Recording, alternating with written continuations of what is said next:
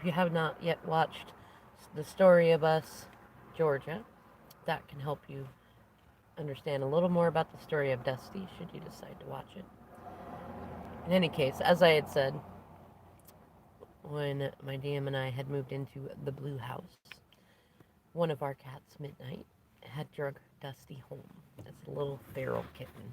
And I still remember seeing him for the first time under the car that he was under, because I remember that our other cat, Midnight, who's about a year old at the time, he was playing with something under the car, and he would sit in front of that car and not move away from it. And Dusty was just out of sight, like he was kind of behind a tire. And I just was like, what is it that you got over there? I didn't know if it was a mouse or something or what, but I went and looked and I saw this little scraggly gray cat under there and went, oh, you found a friend. Now, Dusty was clearly not used to people and skittish about people. And I'd already known from many of my youthful experiences that you don't chase a cat like that. You don't no wild animal, certainly not a feral cat. You don't chase them down. They'll just get more scared, even if you're kind and being loving. You just put out a little bit of food. And Dusty was very hungry. He ate it up very quickly. And I didn't put too much out. I didn't want it. I didn't know how his eating had been, and I didn't want to like upset his system, so I just put out just enough. And as I said in the other video, on a warm day, I had left the front door open and put some food by the door. And Dusty came and ate it, and then ran inside and decided to hide out in my DM's closet. Which thankfully mostly had guitars in it, so it wasn't like he was really hurting anything. But it was just really funny that that's the first place he decided to go and found safety. And Dusty was definitely a man's cat, as my grandpa used to say. He was not really one for cuddling, at least not at first. He wasn't for cuddling. He didn't really know what the whole house cat thing was about. He kind of stuck to himself. And oh, he was a fighter. That's just the way that he was. And throughout the years of him, I was regularly cleaning up cuts and bruises and occasional abscesses and teaching him to get along with the other cats. And our queen cat, Georgia, would make sure. She was funny. She would rarely get in between any of his tussles with Midnight or Harlem unless he was really being a turd. And it was really telling because Dusty would act like he was the king of the roost and not afraid of nobody. But if Georgia got down off the bed or whatever she was on and went and, like, her bottle brush tail all up in the air at Dusty, he would, no, I'm not hurting anybody. I'm done. Don't hurt me, which is funny. And Georgia wasn't that big either. It was her energy. That's just the way that Georgia was. But she was the queen and everybody knew it, including Dusty. And Dusty was funny too. We had our oldest boy. He really wanted to be friends with Dusty, but Dusty was afraid of kids for a while. I don't know what his earliest life experiences were like, but our oldest unfortunately would often accidentally come to the bed, and he was just excited and he didn't see Dusty there, and Dusty would get freaked out and he got clawed in the head. And it wasn't like a big claw, he just like that. And oh man, our oldest, he's got a little bit of autism and a lot of ADHD, so he didn't know what to make of that. And he was scared of Dusty until, gosh, like, I mean, at that point he was only like 4-ish, and he was kind of scared of Dusty until he was like 10-ish, and then still a little leery of him up until recently. He's now 16. Because there's a couple times that happened. There's another time even that our youngest, when he was later, I want to say he was like 4 or 5, and he scared Dusty the same way. And Dusty hadn't been so bad by then. He had learned that the kids weren't going to hurt him and that surprise situations were not that scary.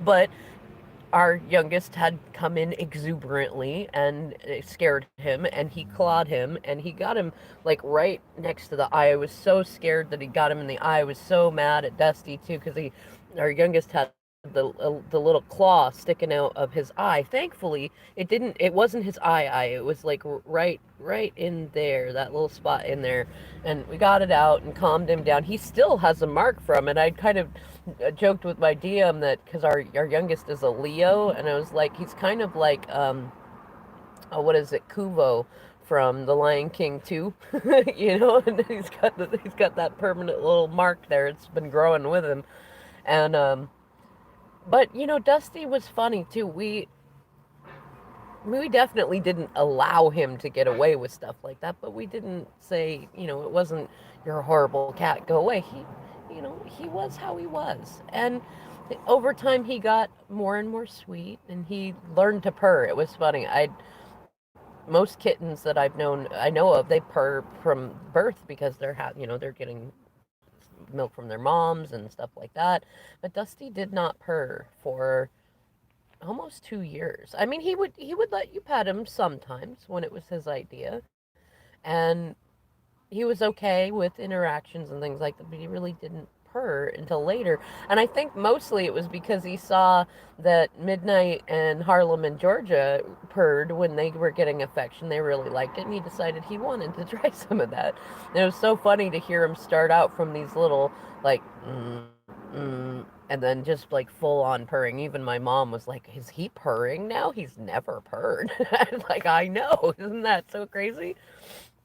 In any case, Dusty loved beguiling one of our dogs, Bear. We had another dog, Tika, too, but she didn't do the chase thing so much. But Bear, oh man, Bear had some retriever in him, or some Labrador in him, and he loved to chase. And Dusty would go beguile him in the yard. He'd go jump down into the yard and then jump over the fence so he couldn't get him. Well, Bear was also very creative and learned to get out of the yard, and they would go on these chases through the neighborhood. And of course, me thinking that either somebody's going to think that Bear's a problem or something. I wasn't ever worried the Bear was going to hurt Dusty. They'd had plenty of interactions. Bear just licked him to death. But unfortunately, Bear would get clawed all over the place because Dusty didn't actually want to get caught and probably thought he was going to get eaten because Bear was like 6 times his size.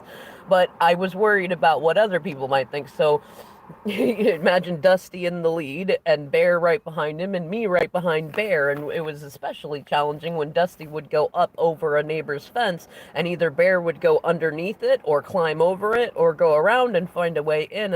I can remember so many times chasing them through bushes and fences and yards and sorry neighbors, just, oh man, they were so much. I finally learned just to kind of get in the car and like let them run themselves until they were tired and then at least go get Bear and then go back, make sure Dusty was okay, and then tell him, all right, I'll see you at home later, Dusty, because he didn't want anybody to pick him up at that point in time, and he'd always come back.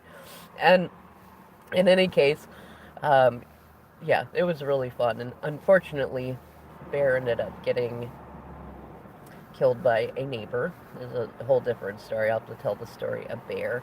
And that was a few years before we ended up moving to well, not where we are, but we ended up moving before separation. And that was after, well, I was just going to say, that was after Georgia passed, but obviously. And in any case, Dusty came with us. Excuse me. No, I'm misquoting the story. It was Tika who had been killed by the neighbor. Bear had narrowly escaped it with some knife wounds and came with us.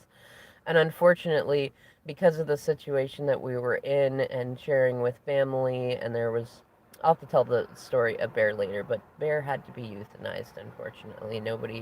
I couldn't find anybody who had a nice farm place to take him, and he really deserved a lot of love and attention and things like that.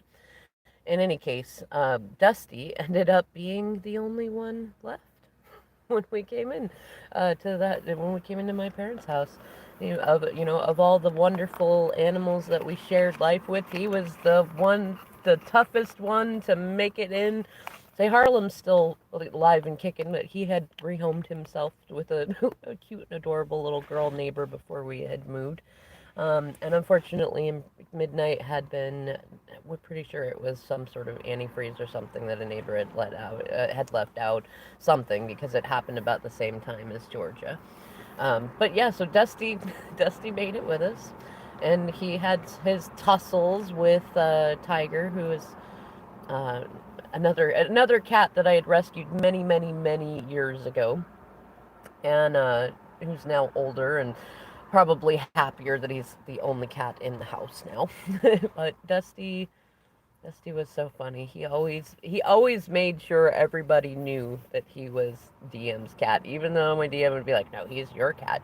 You let him in. You wanted to keep him." But Dusty would always go out in the morning when DM would go to work and always make sure to be home right before he'd get home or race him home in the early years. But he'd always do that. And whenever, after separation, Dusty would always show up when like it's funny. There's many times that he would show up right before my DM would come over, like to see the kids and stuff. And there's not any like human communication way for him to have known that. He just knew. He knew when DM would be there. And I always felt bad. I'd tell him, like, you know what, Dusty got it the worst. Like, because he can't text you, you can't text him or call him, and you don't come and see him, and you were supposed to take him with you. You promised, and he's mad at you, and I think I said in the post that the written post that I shared that, he would make sure that our DM knew, like, no, I'm mad at you. You don't come and see me, but he would also make sure to give him some affection and stuff. And it was kind of adorable because I think between all the losses and stuff, but especially not having his cat dad around, that he decided that he wanted to try out more of the actual house cat stuff, and he became a little closer to my mom and would let her hold him, and he'd just sit there for delightfully and purr, and he was even working his way into my dad's heart, and he's definitely not an animal type of person. And even he was actually quite a bit sadder than I thought he would be when I told him what happened.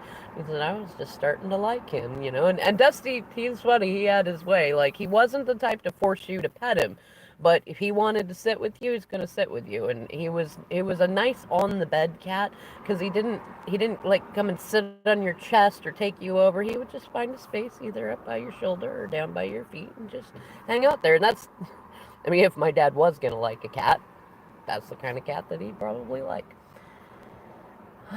In any case, Dusty added character to the story of us, and it was definitely one of those divine timing things. It didn't go looking for him.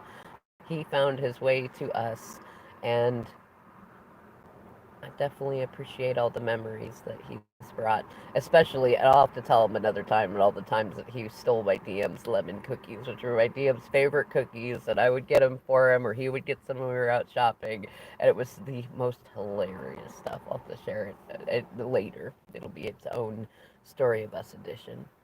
In any case, thank you for those of you who are sending up prayers to Dusty's next life, and to the family, and to my DM, and I'll see you in some later videos.